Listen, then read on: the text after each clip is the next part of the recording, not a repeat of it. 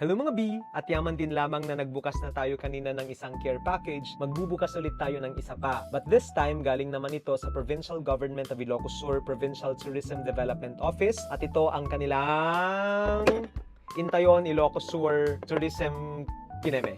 Basta binigay nila ito sa akin noong Tourism Week celebration or Tourism Month celebration noong September dahil nga nakasama tayo sa One Ilocos Sur Tourism Circuit at isa tayo sa mga vloggers na na-invite para gumawa ng reels na nagpapakita ng ganda ng Ilocos Sur. Binigay nila ito sa akin bilang token. Mga invited na vloggers. Grigo ang aluptan. Ngayon, finally, open na. Okay, tignan natin ang laman. Obvious naman, no? Nakita nyo na. Meron siyang Intayon Ilocos Sur water jug. Water tumbler. Medyo cute yung color. Khaki or light brown. Kasyay. Flesh. Basta cute. One Ilocos Sur water tumbler.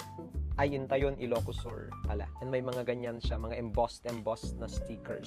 Meron din tayong Intayon Ilocos Sur bucket hat. Suot natin. Hopefully bagay sa ating mga trekking.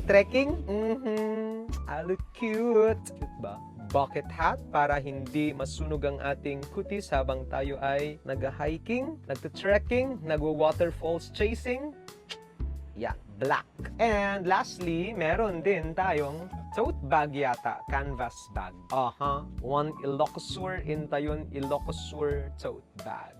But I decided not to keep this for myself dahil nga marami ang mga taga-suporta at taga-subaybay ng One Ilocos Sur Tourism Circuit videos ko. I decided na ipapamigay ko na lang ito sa mga minamahal kong viewers.